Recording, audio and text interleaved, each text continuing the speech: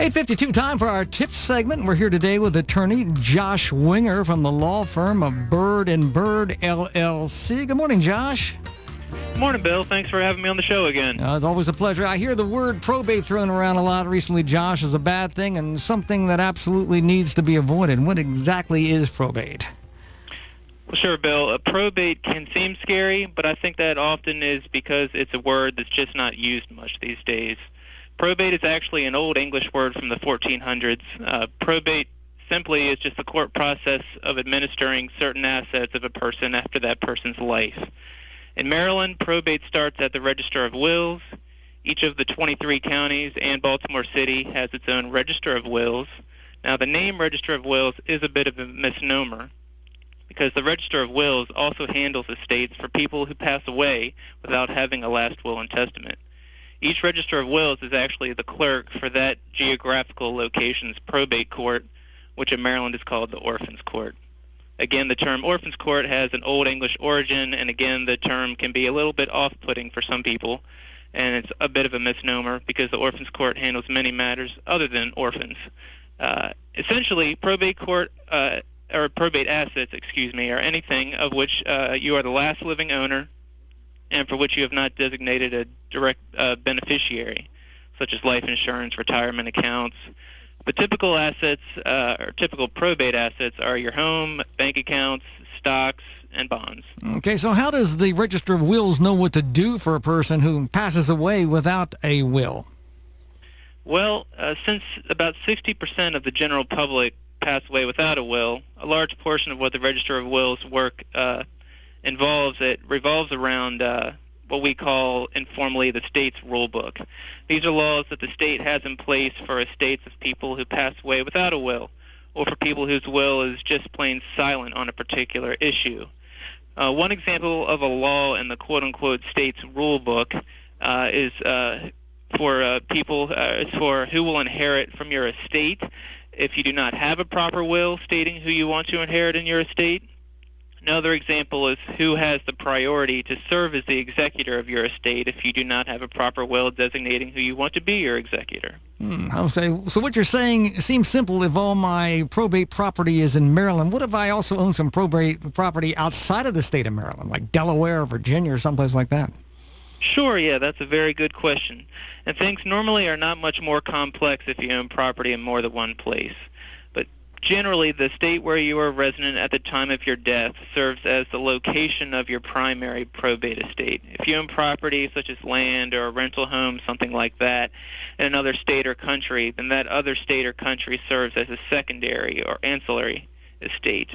For your executor to open up that secondary or ancillary estate, the Register of Wills or probate court where your primary estate is located must prepare these triple seal, very, very formal documents of what is in its file and send it to the Register of Wills or probate court in that other state or country. Wow. Hey, what are some typical issues in probate that may arise?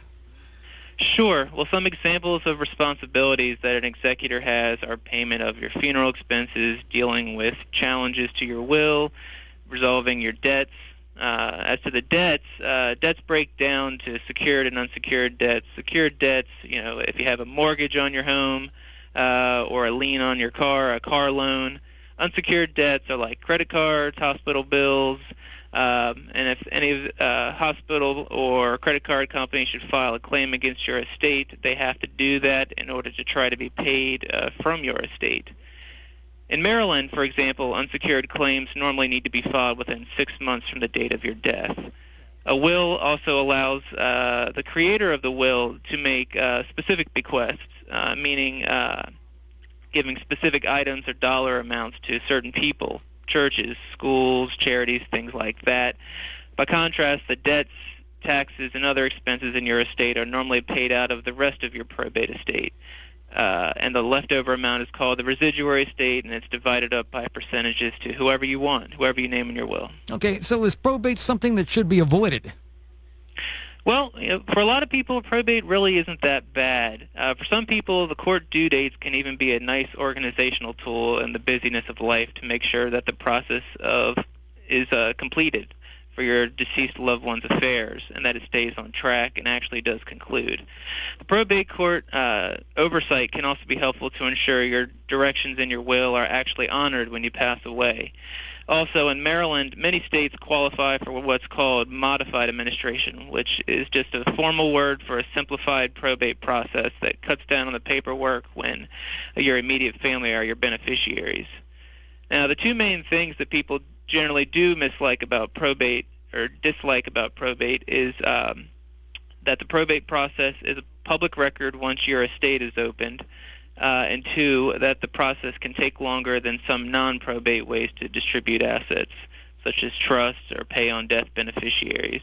Regarding the public nature of probate, that first one I mentioned, it's only public in the same sense that most court records are public record, meaning that only very few people open the file, and normally they're your loved ones, things like that.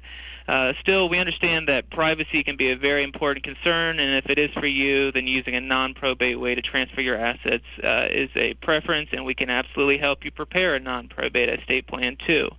Regarding the second one, the length of probate, it oftentimes takes the same length of time to administer a trust, particularly when there's a home or other property that needs to be sold. Okay, now if any of our listeners have additional questions, they might want to learn more about probate and either the ways to use it or avoid it, how do they contact you, Josh? Sure, Bill. We have two offices for the convenience of our clients. Our Bowie office is at 14300 Gallant Fox Lane, Suite 120.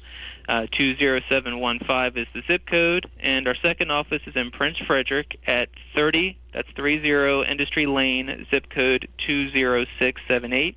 We welcome those who have questions regarding their loved one's probate or planning their own estates to contact us so that we can discuss how we can help. Our phone number for both offices is 301-464-7448. Well, thanks a lot for talking with us this morning, Josh. Always a pleasure.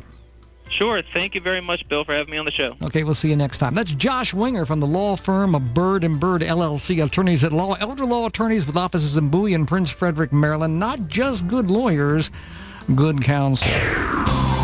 Joining us in the newsroom with the latest...